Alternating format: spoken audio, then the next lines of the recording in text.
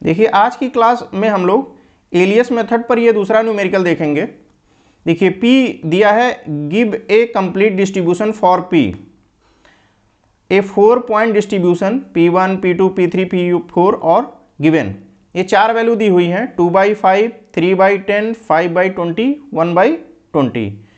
तो ये 4 पॉइंट्स दिए हुए हैं, चारों को सम करोगे 1 आएगा।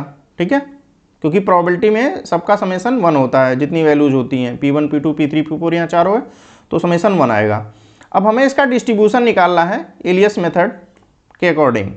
अब देखिए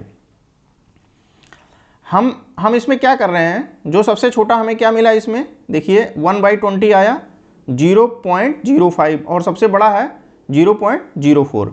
देखिए हमें इसमें एलियस मेथड ये कहता है, इसमें हमें सबसे ऐसा एलिमेंट चूज करना है जो n की वैल्यू क्या है 4, तो 1/4 - 1 मतलब 1/3 मतलब 0.33 से छोटा हो। तो ये चूज कर सकते हो, ये चूज कर सकते हो या ये चूज कर सकते हो, बट हमने जो जितने भी न्यूमेरिकल लगाए हैं सबसे छोटा वाला ही हमने चूज किया है। और एक ऐसा इसके साथ बड़ी चूज करेंगे कि दोनों को जब ऐड करें तो वो 0.33 से ज़्यादा हो जाए, तो बड़ी में हम सबसे बड़ा वाला ले रहे हैं। मतलब ये हमने जितने भी न्यूमेरिकल लगाए हैं इसी वे से हम चल रहे हैं। ठीक है, तो हमने चूज किया 0.05, इसका बड़ी 0.40। ठीक है, तो ये इससे क्या है, जब सबसे छोटा चूज करोगे और इधर इसका बड़ी सबसे बड़ा, तो ऑटोमेटिकली दोनों कंडीशन आपकी फुलफिल हो जाएगी। ये 0.33 से छोटा होगा और इन दोनों का एडिशन, ये और ये, इन दोनों का एडिशन 0.33 से ज़्यादा होगा। वो आप क्रॉस चेक करना चाहो चेक कर लो, अदरवाइज ये दोनों कंडीशन हमारी फुलफिल रहेंगी। अब देखिए n की वैल्यू हमारे पास क्या है, 4 वैल्यू दी हुई है ना, ये 1 2 3 4। तो अब देखिए अगर n की वैल्यू 4 है तो जो हमारा डिस्ट्रीब्यूशन बनेगा वो 3 इक्वेशन में बनेगा, 1 2 और 3। ठीक है, तो हम इसके एक ऐसे टेबल के फॉर्म में बना लेते हैं जिसमें 3 कॉलम होंगे, 2/5, 3/10, 5/20, 1/20 ऐसे लिख उठेगा। 3 कॉलम और 1 2 3 4 4 रो, इस तरह की टेबल बनेगी। समझ गए। अब देखिए इसमें सबसे हमने जो चूज किया था 0.05 और उसका बड़ी 0.04, ये है ना, ये चूज किए थे और इसका बड़ी ये चूज किए थे।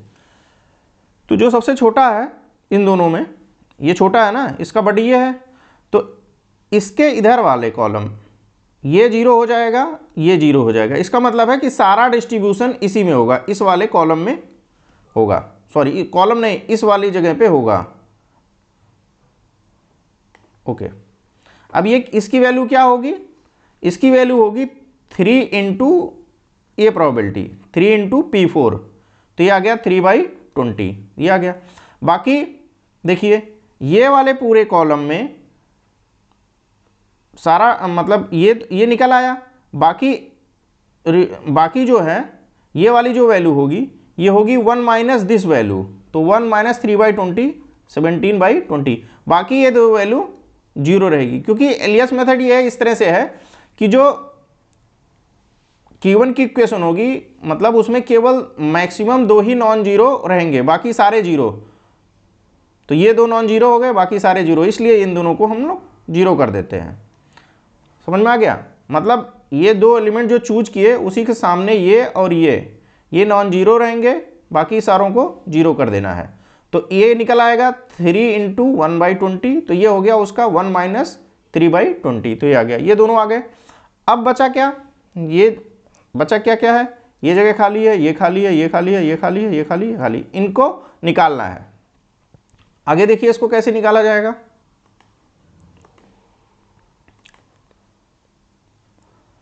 अब ये जो है हम क्या करेंगे,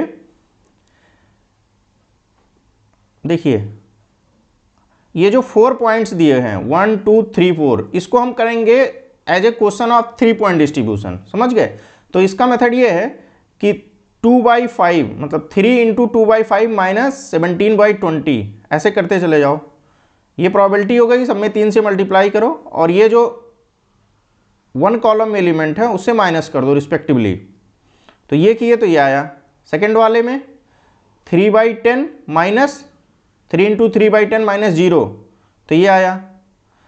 इसमें 3 इंटू 5/20 माइनस 0, ऐसे ये 3 इंटू 1/20 माइनस 3/20, तो ये सारे कर दिए।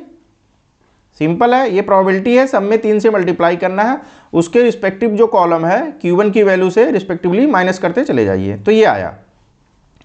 इसके बाद इनको ऐड करोगे तो ये 2 आ रहा है, तो फिर इनको सबको जो 2 में जो वैल्यूज आई हैं इक्वेशन नंबर 2 में, इनको फिर 2 से डिवाइड कर दो, ठीक है।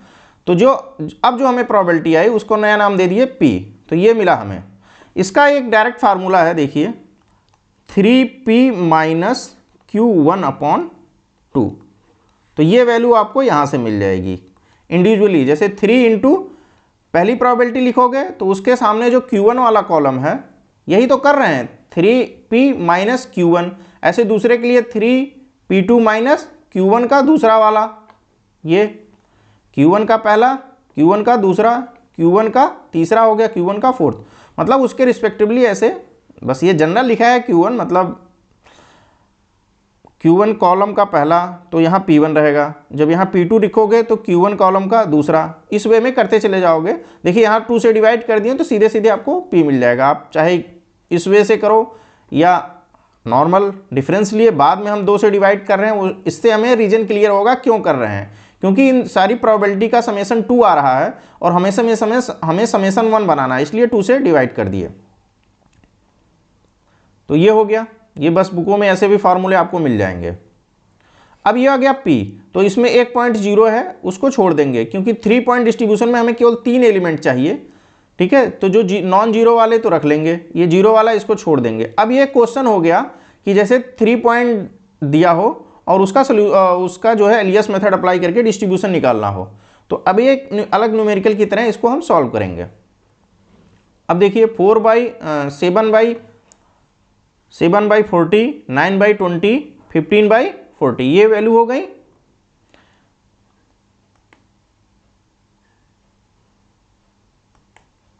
अब देखिए क्या कर रहे हैं, हम देख रहे हैं इसमें सबसे छोटा कौन सा है, ये, और सबसे बड़ा ये, इसके नीचे अंडरलाइन कर लिए।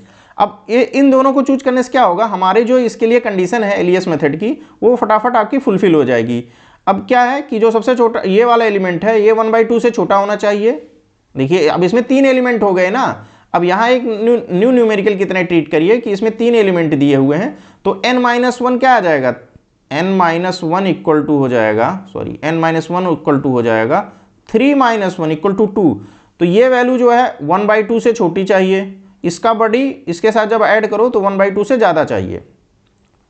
तो जब दोनों ऐड किए तो 1/2 से देखिए ये कंडीशन फुलफिल हो गई, और इंडिविजुअली जो सबसे ये वाला एलिमेंट है फर्स्ट जो आपने चूज किया है वो 1/2 से छोटा होना चाहिए, तो वो दोनों कंडीशन ऑटोमेटिकली आपकी यहाँ फुलफिल हो रही है।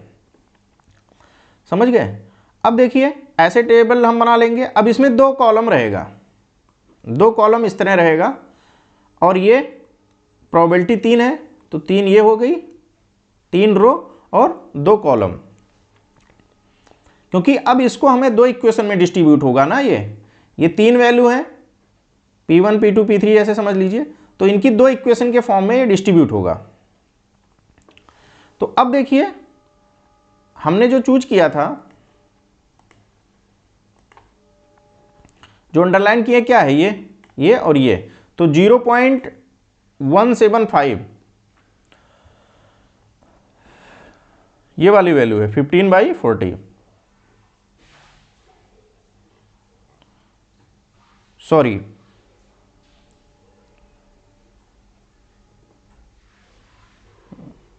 7/40, 9/20, 15/40, 7/40, 9/20, 15/40, तो ये हो गया। इसमें जो ये है 7/40 ये चूज किए थे,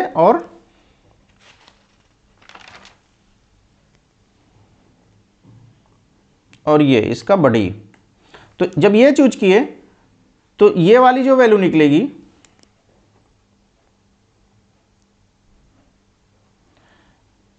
सारा डिस्ट्रीब्यूशन इसमें होगा, क्योंकि ये इसका बडी ये है तो ये छोटा है ना, तो इसमें सारा डिस्ट्रीब्यूट कर दो। तो कैसे आएगा ये वैल्यू, कैसे आएगी, ये वैल्यू आएगी 2 इंटू ये वाली वैल्यू 7/40, तो ये आ गया 14/40। ठीक है, ये वैल्यू कैसे निकलेगी, ये जो आई है ये वैल्यू निकलेगी इस वैल्यू की हेल्प से, तो इसको 1 - 14/40 कर दो, तो ये आ गया 40 - 14 26/40, तो ये आ गया। बाकी इस कॉलम में ये 0 हो जाएगा, सारा डिस्ट्रीब्यूशन इसमें है तो ये वाला 0 रहेगा।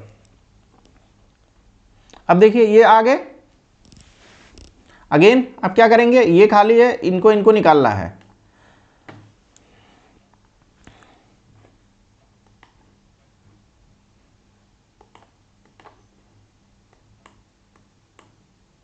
इसको हटा दे रहे हैं, एरो से आपको बस समझ में आना चाहिए क्या हो रहा है। अब देखिए ये एलिमेंट निकालना है, ये एलिमेंट देखिए, इसके पहले ये एलिमेंट निकाले क्योंकि ये 0 है, तो ये वाली वैल्यू क्या होगी 2 इंटू 15/40, तो देखिए यहाँ लिखा हुआ है 2 इंटू 15/40, क्योंकि ये 0 है तो ये हो जाएगा 2 इंटू ये प्रोबेबिलिटी, तो आ गया 30/40। बाकी ये निकल आया तो इसके ऊपर ये वाला क्या होगा, इसका 1 माइनस दिस, तो 1 - 30, इसकी हेल्प से ये निकला है। इसके बाद ये निकलेगा, पहले ये निकलेगा फिर ये निकलेगा। ठीक है, अगर मतलब इस वे से चल रहे हो तो, अदरवाइज और भी तरीके हैं, इसकी हेल्प से भी निकाल सकते हो, बट इससे आसान है, इसी से आ जा रहा है 1 - 30/40 10/40। तो ये पूरा टेबल फिल हो गया। अब देखिए जब ये 3 पॉइंट कर रहे थे तो ये प्रोबेबिलिटी इसके सामने लिखे थे 7/40 9/20 15/40, ये पूरा फिल हो गया। अब हम क्या करेंगे, अब ये समझिए इस अगर ऐसे क्वेश्चन दिया होता है 7/40 9/20 15/40 कि उसका डिस्ट्रीब्यूशन निकालो, तो इसका आंसर ये होता। ठीक है, ये 3 पॉइंट्स हैं, उनके लिए ये 2 इक्वेशन में डिस्ट्रीब्यूट होता है। अब इसी आंसर को यूज करना है जो हमारा 4 पॉइंट डिस्ट्रीब्यूशन था, तो इसी टेबल को समझिए उस पर रख देना है, इसी आंसर को उसके साथ मर्ज करना है। तो अब देखिए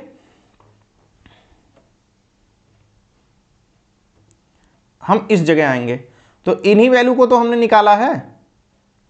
ठीक है, इन्हीं वैल्यू को निकालना है, तो वो जो टेबल आया था उसके आंसर को यहां रख देना है। यहां 3 जगह खाली है, और ये उसका पहला कॉलम यहां आ जाएगा और उसका दूसरा कॉलम यहां आ जाएगा, इस तरह से। तो अब देखिए क्या हो जाएगा, उस पर चलते हैं। तो यही लिखा हुआ, fill the element in table 1, अभी जो हमने टेबल दिखाया था, using the solution of step 3। Step 3 का सोल्यूशन क्या आया, ये कहिए या ये टेबल के फॉर्म में कहिए, तो ये जो सोल्यूशन आया है उसको आपको टेबल 1 में फिल कर देना है। ठीक है, अब देखिए टेबल 1 जो शुरू में हमने किया था ये है, तो इसमें ये एलिमेंट नहीं थे, ये कहाँ से आ रहे हैं, इस टेबल से। तो देखिए 14/40 26/40 और 0, तो ये जो जगह खाली है लिखते चले जाओ, ये और ये भर दिए। फिर ऐसे ये कॉलम 0 10/40 30/40 0 10/40 30/40, ये इनको नहीं छेड़ेंगे, ये पहले से ही 0 थे तो ये ऐसे ही रहेंगे, समझ गए, क्योंकि ये वैल्यू तो निकाल चुके हैं ना हम। तो इस तरह से आपका ये पूरा कंप्लीट हुआ, ये पूरी फिल हो गई। अब देखिए, अब Q, ये देखिए ये जो 1 है इसका मतलब ये Q1 वाली वैल्यूज हैं, ये Q2 की सारी वैल्यू हैं, ये Q3 की। तो आंसर कैसे लिखा जाएगा, Q1 17/20, 0, 0, 3/20, ऐसे Q2 14/40 26/40, 0, 0, ये पूरा कॉलम। ऐसे Q3 के लिए ये पूरा कॉलम 0 10/40 30/40 और 0। तो इस तरह से आपका ये Q1 Q2 Q3 3 इक्वेशन में ये डिस्ट्रीब्यूट हुआ। अब देखिए आंसर वेरिफिकेशन, एग्जाम में आप आंसर भी इसका चेक कर सकते हो। आंसर के लिए आपको क्या करना है, Q1 की पहली वैल्यू, Q2 की पहली वैल्यू, Q3 की पहली वैल्यू, इन दोनों को जोड़ोगे तो ये, और उसका 1/3 करोगे तो P1 के बराबर आएगा। मतलब तीनों का जब समेशन करोगे और उसको 3 से डिवाइड करो, या इसको 3 इधर बोझो, 3p1 इक्वल टू ये प्लस ये प्लस ये, सिंप्लीफाई कर लीजिए। अगर वो p1 के बराबर आ रहा है, मतलब 1/3 दिस प्लस दिस, तो ये आ गया p1 के इक्वल। p1 कितना है हमारा 2/5, इसका मतलब ये वैल्यू हमारी सही है। फिर अगेन ऐसे q1 का सेकेंड, q2 का सेकेंड, q3 का सेकेंड, इनको जोड़ो और 3 से डिवाइड कर दो, तो आ गया p2। ऐसे इनको जोड़ो 3 से डिवाइड कर दो, तो ये आ जाएगा p3। p3 जो क्वेश्चन में प्रोबेबिलिटी है। ऐसे लास्ट में इनको जोड़ो और 3 से डिवाइड करो, तो ये आ जाएगा p4। तो अगर जो ये वैल्यू निकल के आ रही हैं, अगर दिए हुए क्वेश्चन की वैल्यू के बराबर है, तो हमारा सॉल्यूशन सही है, अदरवाइज कहीं ना कहीं आपके कैलकुलेशन में मिस्टेक्स हैं। ये आ गया। तो यही चीज़ यहाँ लिखा हुआ है, हमने निकाला probability p1 p2 p3 p4 which is same as given in the question, जैसा कि क्वेश्चन में दिया गया है वही है। अब देखिए और हमें क्या करना है, और चेक कर सकते हैं एक चीज़ और कंडीशन, कि q की सारी वैल्यू 1 2 3 4 चारों वैल्यू को जोड़ो, 17/20 0 प्लस 3/20, इनका समेशन 1 आना चाहिए, ऐसे ही आ गया। ऐसे q2 की इक्वेशन को सारा जोड़ लो, q2 की सारी वैल्यू को 1 आएगा, ऐसे q3 की सारी वैल्यू 1 आएगी। तो यहाँ से ये हमारा आंसर आ जाता है। ये आंसर हमारा यहाँ से कंप्लीट होता है कि हमारा आंसर सही भी है और फाइनल आंसर, फाइनल डिस्ट्रीब्यूशन या फाइनल आंसर हो गया ये। ठीक है, थैंक यू।